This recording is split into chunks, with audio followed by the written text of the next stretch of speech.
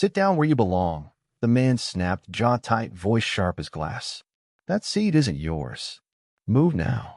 But, sir, I was assigned this row, the little girl whispered, clutching her boarding pass with trembling fingers.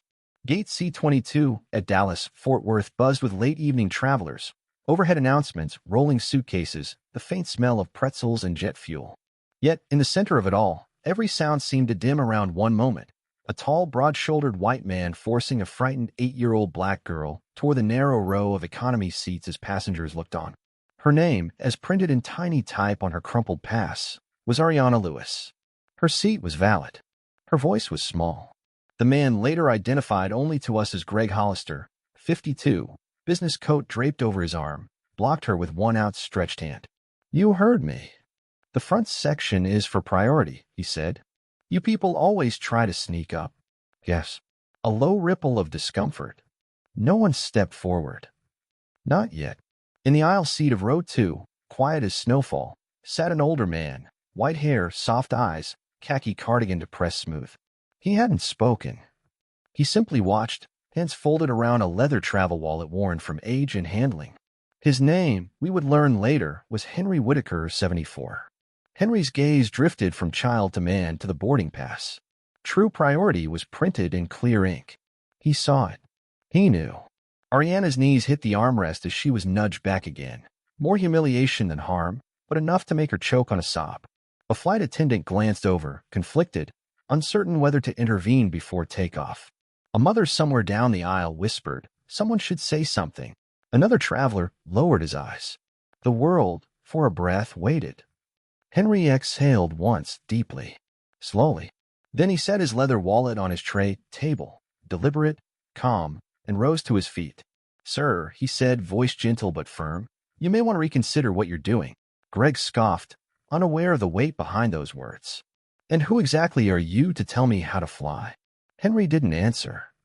Not yet. Because in minutes, turbulence wouldn't come from the sky. It would come from the truth. Enjoying this? Tap subscribe for tomorrow's story. Henry Whitaker didn't move fast, but when he stood, people noticed. He placed one palm lightly on the top of the seat in front of him, steadying himself against the gentle hum of the cabin air. The overhead lights made silver streaks in his hair. Sir, Henry repeated, voice calm. Please take your hand off that child. Greg Hollister turned, chest puffed.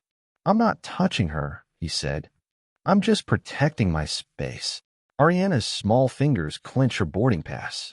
The white paper shook.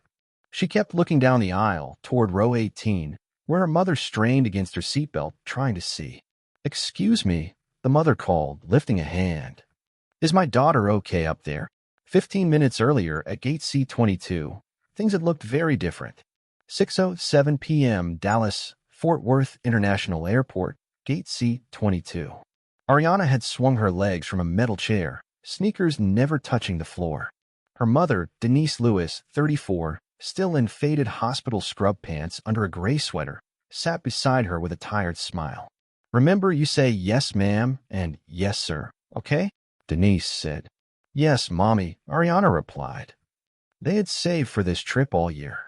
Ariana's grandmother in Ohio was scheduled for surgery in 2 days. Denise had taken extra shifts, skipped breaks, done anything she could to make sure her mother did not go through it alone. At check-in, the agent had frowned at the screen, then looked up. Full flight tonight, she said. We had a shuffle.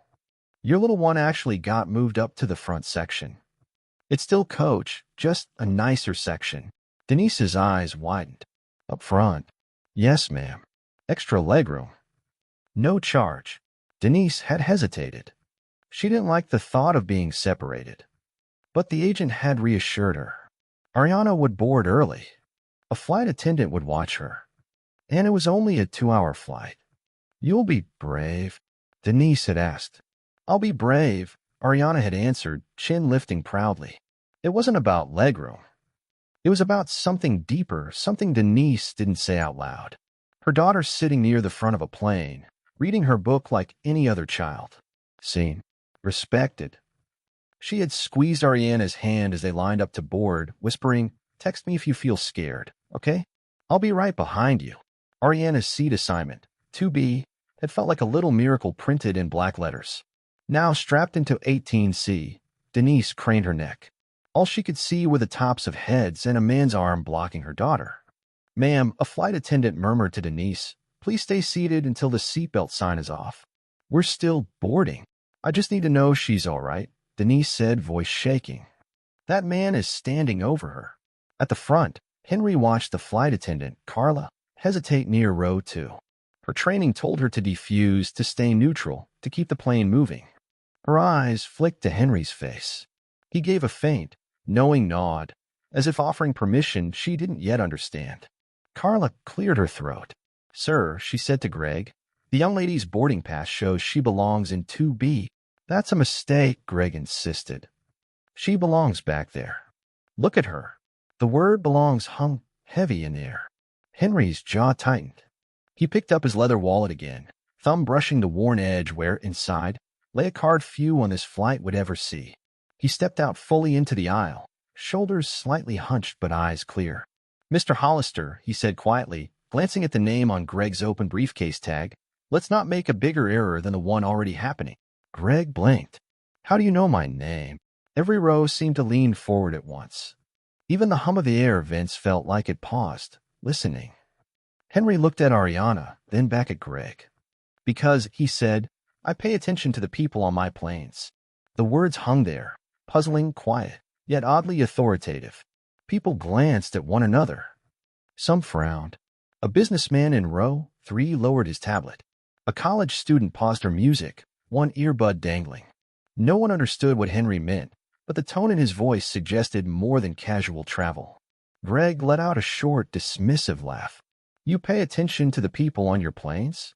What, you some kind of aviation hobbyist?" Henry didn't rise to the sarcasm. He simply placed a gentle hand on the top of Ariana's seat, a barrier between her and further humiliation. "No hobby," Henry replied. "Just respect. Something we all ought to show children."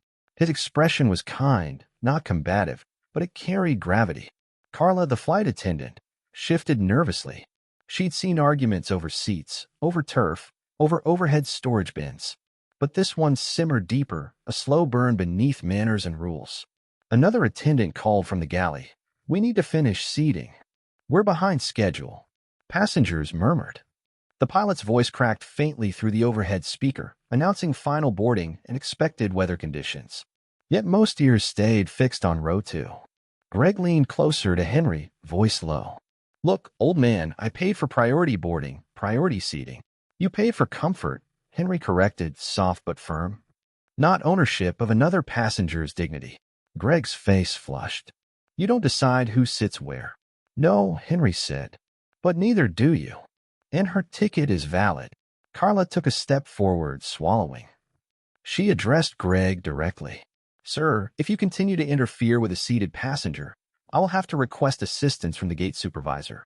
For the first time, uncertainty flickered behind Greg's eyes. Authority, not challenge, was the one language he understood. But pride pushed back. He jabbed a finger in the air, not touching Ariana, but close enough to make her flinch. "I'm not flying with this child up here. Put her back with her mother or get her off the plane." Gasps again. A young man in row 4 muttered, "That's not right." Someone else whispered, "She's 8."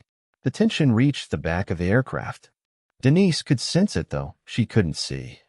Her entire body trembled, seatbelt cutting into her lap. "Please," she begged the attendant near her. "Let me switch with her. I'll go up, she'll come back." Rules said no switching during boarding unless necessary. But Denise saw her daughter's small shoulders hunched forward like she was trying to disappear. A mother knows that posture. The attendant hesitated. Meanwhile, Henry reached into his leather wallet again. The motion was unhurried, deliberate, and somehow intimate, like a man returning to something sacred. He slid out a single card. No logos visible yet, just an embossed edge that caught the cabin light. He didn't show it. Not yet. Instead, he angled his body so only Ariana could see it first. Her eyes widened. Hope flickered there. Greg noticed the card next. His voice sharpened. "What is that?" "Some senior discount ID." Henry tucked the card halfway back into his wallet, withholding the reveal. "Just something that proves I know the rules better than you think," he said. The cabin leaned closer, breath held, waiting. Henry looked at Carla. "If this continues," he said gently, "I'll need the captain informed." A subtle shift rippled through the cabin. Not domination, presence. Even Greg felt it. But instead of backing down, he scoffed louder, voice rising. "You think you're someone special. You're just another passenger." Henry's gaze held steady, quiet, unwavering. "We'll see," he murmured. The aircraft doors hadn't yet closed, and that meant one thing: authority could still board. Carla's radio crackled softly at her hip. She glanced down the aisle again, first at Ariana, then at Greg's rigid stance, then at Henry's unreadable calm. A decision had to be made. "Let me get a supervisor," she said quietly. Greg folded his arms, triumphant. "Good. Maybe someone with real authority will listen." Henry slid the leather wallet back into his cardigan pocket. His fingers rested over it like a promise unspoken. Passengers waited in suspended breath. The pilot's earlier weather update faded into irrelevance. Children stopped kicking seats. A soda can snapped open and echoed like thunder. In row 18, Denise's phone buzzed. Text. "Ariana, to be mommy, I'm okay. A nice man is helping." Denise exhaled shakily. Relief wasn't complete, but it steadied her trembling hands. She typed back quickly. "Denise, 18C, stay near him. I love you." Ariana looked at Henry again. He gave the slightest nod, as if confirming he'd seen the message through the gentler language of presence. 2 minutes later, a gate supervisor stepped aboard. Tanya Brooks, early 40s, navy blazer, posture firm. She moved with the carriage of one who had handled storms before, weather and otherwise. "Evening," Tanya said. "I was told there's a seating dispute." Greg pointed instantly. "That girl shouldn't be here." "She's—" He paused, recalibrating his words under Tanya's steady gaze. "She's not priority class. I paid for peace and quiet." A whisper of disapproval rustled through several rows. Tanya knelt to Ariana's level first, an unexpected act of respect. "Honey, can I see your boarding pass?" Ariana handed it over with both hands. Tanya looked carefully. Then again. Then up. "This seat is correct," she said clearly. "To be confirmed and ticketed." Greg's jaw set. She must have been upgraded by mistake. "Look at what she—" Tanya lifted her hand gently, stopping him without force. "Sir, we do not reseat passengers based on how they appear." A few passengers nodded. One older woman whispered, "Thank goodness someone said it plainly." Greg stepped forward, impatience escalating. "But you will take your assigned seat," Tanya continued calmly, "or we will ask you to deplane and rebook." The word rebook cut through Greg like ice. His eyes darted around, searching for sympathy that did not come. His certainty wavered, but arrogance held him upright. He laughed once, Brill. "You're siding with him?" He jerked his chin at Henry. "He's not even staff. Just some cardigan-wearing retiree playing hero." Henry remained still. But something changed. He reached again into the leather wallet, slow, unhurried, and this time he withdrew the card fully. An embossed insignia gleamed. Tanya's eyes caught it first. Her expression shifted, recognition, surprise, then something like deference. Passengers leaned forward. A ripple of speculation. Greg squinted. "What is that?" "A store membership."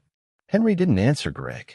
He turned instead to Tanya and handed her the card, 2 fingers steady, as though this moment had been waiting for its place. Tanya read silently. Then she stood taller. Her voice softened with respect.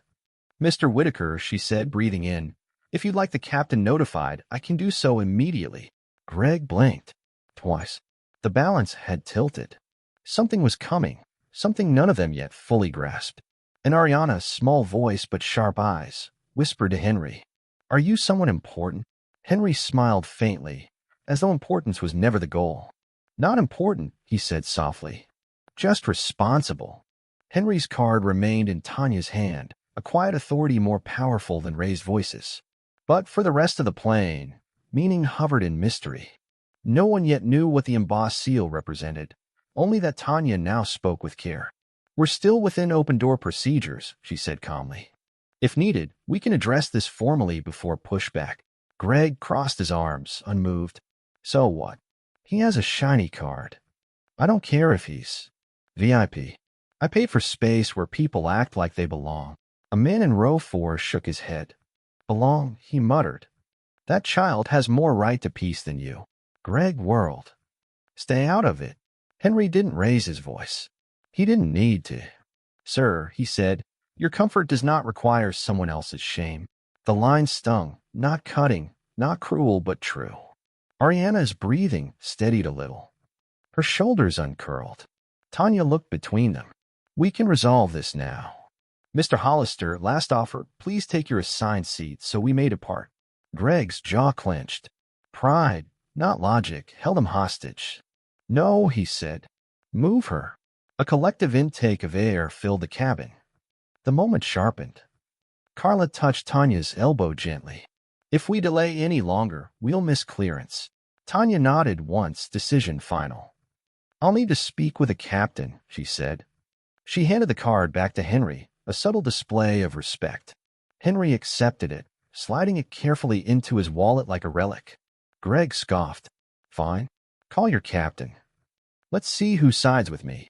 Passengers exchanged looks. A few shook their heads. Some recorded discreetly. But no one yet understood just how far Greg's miscalculation reached. 7 minutes later, cockpit door opens. A uniformed pilot stepped into view. Captain Robert Miles, early 50s, measured gaze, years of flight etched into his brow.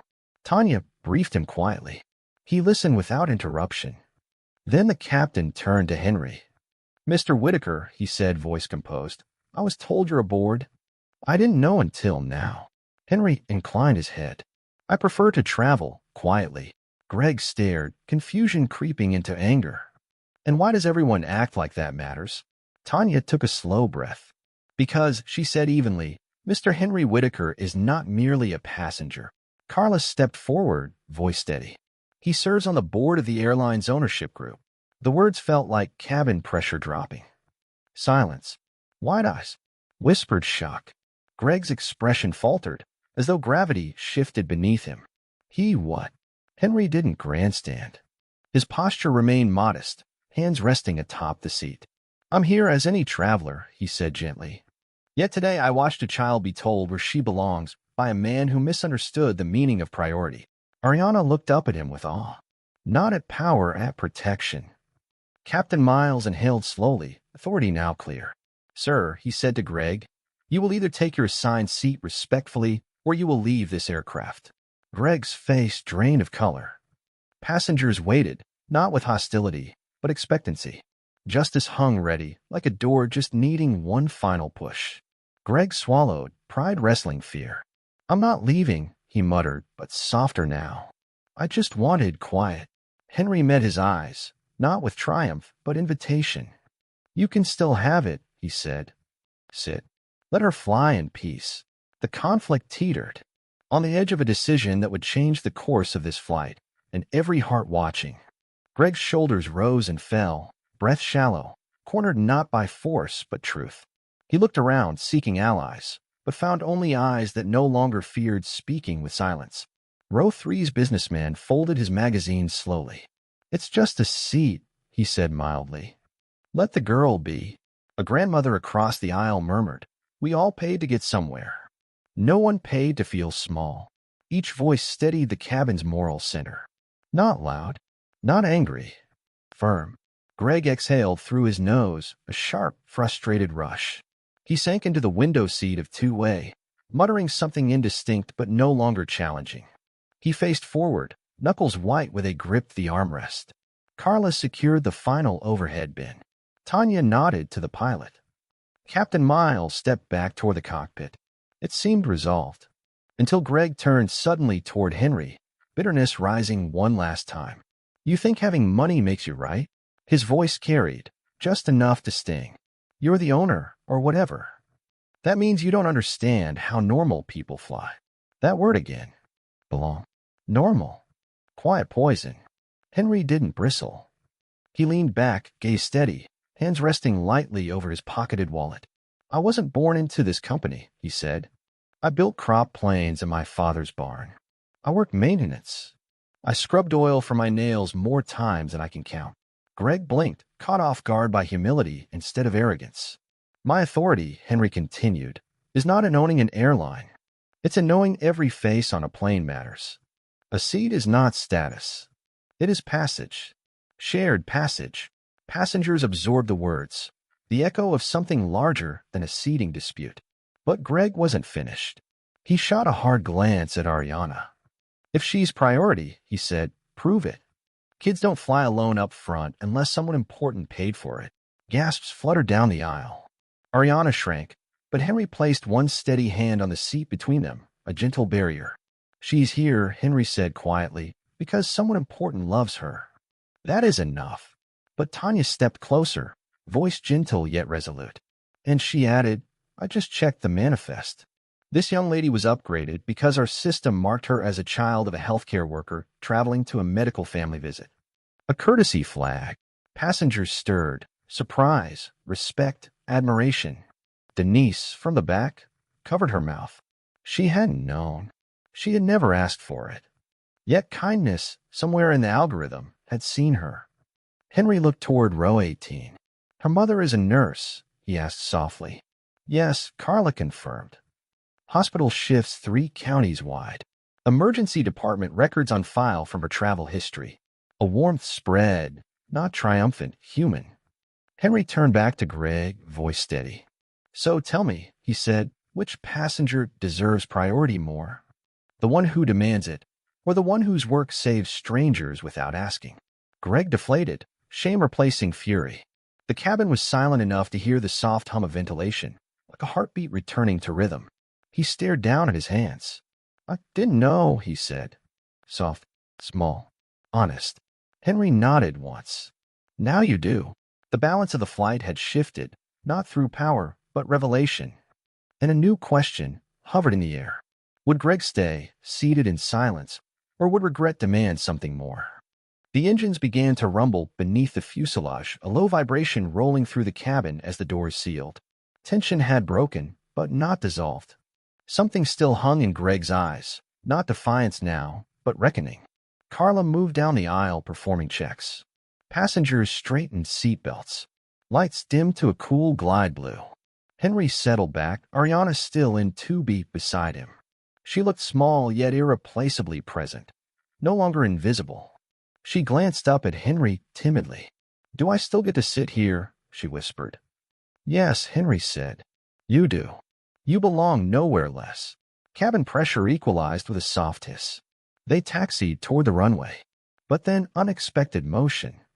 Greg leaned forward, elbows on knees, hands laced.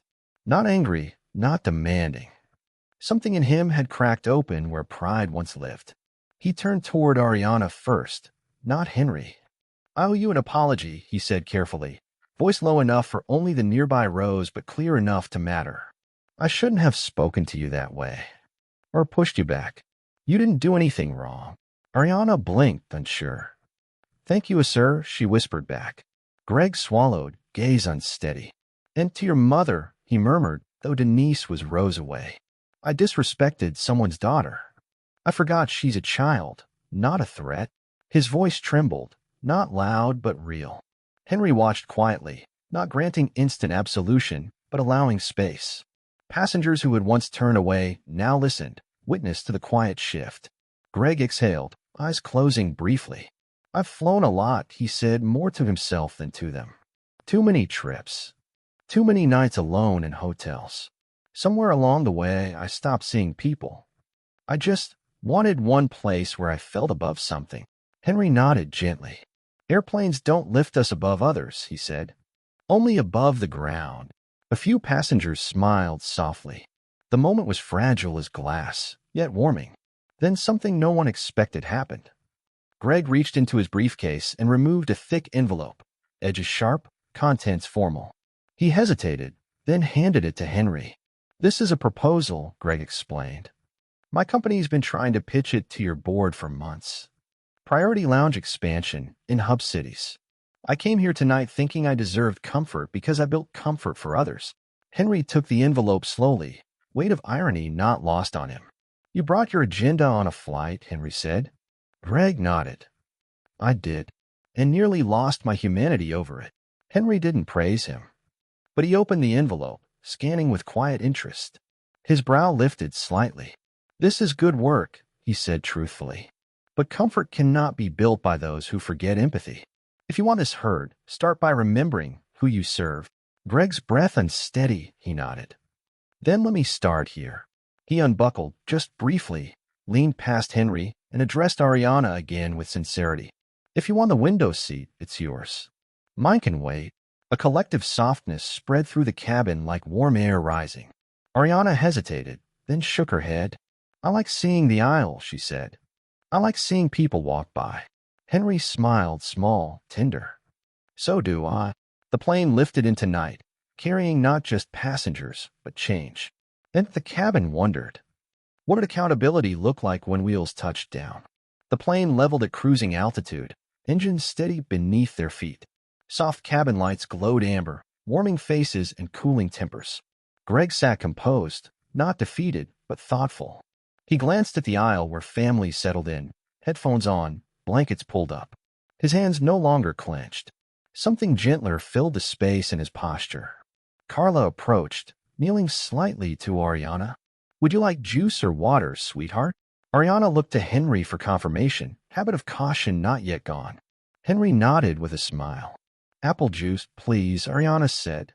Carla returned with a small cup and an extra cookie, setting them gently on Ariana's tray. "For being patient," she whispered. Across the aisle, Greg received only water, not as punishment but reminder. He accepted it silently. Row 18 stirred. A flight attendant guided Denise forward gently. "Your daughter's doing well," she assured her. "She'd like to see you." Denise's heart sped. She moved up the aisle, slow steps, trembling hand brushing seats as she passed. When she reached row 2, Ariana sprang up, seatbelt unbuckled with soft metallic click. "Mommy!" Denise knelt, holding her daughter close. She breathed her in, warm and safe. Then, eyes lifting, she saw Henry. Recognition flickered. Not his name, not his power, just the man who stood up when others sat down. "Thank you," she said, voice breaking. Henry nodded. She deserved someone to stand. Greg watched the reunion quietly. He cleared his throat once, hesitant, vulnerable. "Ma'am," he said softly, "I owe you apology too. I didn't treat your daughter right. I'm sorry." Denise looked at him long and steady, pain in her gaze, but grace too. "Thank you," she replied. "Just see her next time." That's all she needed. Greg nodded. "I will." A softness settled between them, not friendship, but recognition. Humanity restored. Later in the flight, Henry and Greg spoke quietly, not as winner and loser, but as men unlearning and relearning. Henry tapped the proposal Greg had given him. "You've built comfort from the outside in," he said. "Try building it from inside out." Greg absorbed the words like a man hearing instruction he once resisted but now welcomed. "I'd like a second chance at presenting," he said. Henry considered. "When we land," Henry replied, "you'll walk with me to the terminal. Not as someone entitled to priority, as someone ready to offer it." Greg exhaled, a release of old posture. "I can do that." Tanya checked in briefly, ensuring peace held. It did. The plane flew level through the dark, no turbulence outside, no storm within. Passengers who once avoided involvement now exchanged small smiles. A stranger in row 4 even offered Greg a mint, a quiet gesture of acceptance earned, not demanded. Ariana leaned over her tray, coloring in a tiny activity book Carla gave her. Crayon strokes bright as the new tone of the flight. Henry sat beside her, eyes warm. She glanced up. "Are you like the boss of the sky?" she asked shyly. Henry chuckled. "No, just one person trying to make it fair." And fairness felt possible now, ready to land with them. Because the next step waited beyond the runway. The wheels touched down in Columbus just after 9:02 p.m. The cabin applauded softly, not out of habit alone, but out of shared relief. As the plane taxied, Henry collected his wallet and the proposal packet, sliding both neatly into his carry-on. Ariana held her drawing against her chest, a sky full of tiny planes and one smiling passenger in a cardigan. When the seatbelt sign chimed off, people stood, but waited rather than rushed. A patient exit. Intentional. Denise held Ariana's hand as they stepped into the aisle. Greg remained seated, eyes downward in steady reflection. He could have blended into the stream of bodies moving toward the exit, but he didn't. He waited, choosing not to disappear. Henry rose beside him. "Walk with me," Henry said gently. Greg nodded once and followed. They moved into the jet bridge, Henry on one side, Greg on the other. Ariana and Denise walked ahead, pace unhurried, as if the world was no longer tilted. A ground staff member greeted them with a warm smile. "Welcome to Columbus." Henry introduced Greg with calm clarity. "This gentleman has business to present," he said. "I'd like a meeting arranged. Not tomorrow, not next week. Tonight, if possible." The staff member blinked, surprised, then nodded. A pause. A choice. Greg looked at Henry. "Why give me the chance?" Henry adjusted his cardigan sleeve. "Because growth begins after the fall, not before it," he said. "And because you apologized to a child before anyone made you." Greg inhaled, slow, waited, grateful. In the main terminal, passengers passed by, unaware of the change that had flown in with them. Denise and Ariana waited near baggage carousel 7. Ariana tugged Henry's sleeve shyly. "Mr. Whitaker, will you see us again?" Henry crouched to meet her height. His voice was soft enough for her alone. "I believe we will," he said. "And when we do, I hope you remind me what courage looks like when it's small." Ariana smiled, missing front tooth showing like a sunrise. Denise reached out her hand to Henry. "Thank you for stepping in when others didn't," she said quietly. Henry shook her hand with both of his. "You stepped in too," he said. "You taught your daughter to stand tall." "I only reminded the world to see her." Denise wiped her eyes, nodding. Greg stepped forward next, not shrinking, not excusing. "Ms. Lewis," he said softly, "if there's ever a way to make this right beyond words, I'd like to do it. Even if it's simply teaching my own children better." Denise studied him, measured, still cautious, still hurt, yet open. "That's a start," she said. "Teach them kindness. Teach them to see." Greg nodded, emotion caught in his throat. Henry placed a steady hand on his shoulder. "Come," he said. "Let's show your proposal to someone who will hear it." This time, Greg followed without resistance. Passengers who had watched silently earlier now watched again. Relief, respect, closure. Then justice that began in row 2 had not undone itself. It was answered, faced, transformed, through responsibility over rank, through apology instead of punishment, through a little girl who refused to vanish. And as Henry walked toward the executive lounge doors, leather wallet glinting once beneath terminal light, Ariana squeezed her mother's hand. "Mommy," she whispered, "I think today we flew a little higher." Denise smiled, tired, grateful. "Yes," she said, "we did." 3 months later, Columbus Regional Hospital, spring sunlight at 10:14 a.m. Ariana sat beside a bed decorated with soft blue blankets. Her grandmother rested peacefully, recovering, color back in her cheeks. Denise leaned over the tray table, sorting flowers in a glass pitcher. A simple afternoon, free of airports, free of tension. The TV above the bed was muted, showing a news segment about improvements to domestic air travel. A small ticker ran across the bottom. Airline expands priority inclusion program in partnership with community advocates. Ariana's crayon halted in mid-stroke. "Mom," she whispered. "Look." Denise read the caption twice. Her eyes softened, memory flooding back like gentle wind. The reporter spoke silently from the screen, just gestures and smiles, but familiar. At the corner of the frame, a man walked into view. Gray hair, cardigan, leather wallet still in hand. Henry Whitaker. He shook hands with staff, signed documents, then knelt beside a young traveler and offered her a boarding pass with a smile. The moment was small on television, but wide in meaning. Denise placed one hand over her heart. "He kept his word," she said softly. Ariana nodded, smile slow and growing. "I told you," she replied. "He's the boss of fairness." Denise laughed, quiet, warm, still carrying the ache of that night, but also the healing that came after. "He wouldn't like that title," she said, "but he earned something close." Later that afternoon, a soft knock sounded at the hospital door. Denise looked up and paused.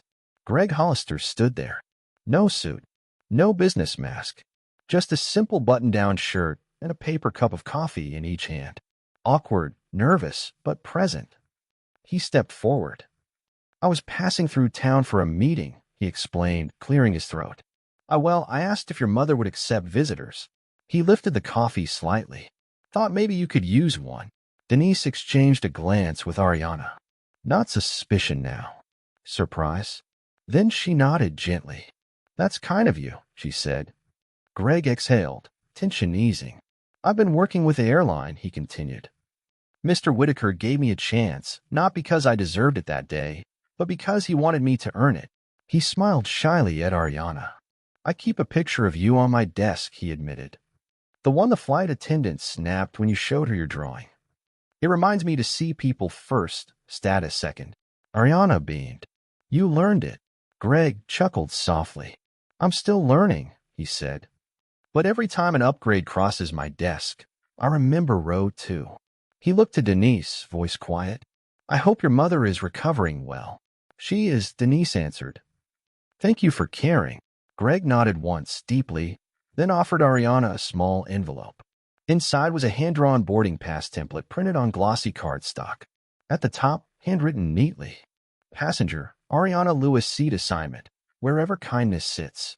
Ariana hugged it to her chest. The hospital felt brighter, softer.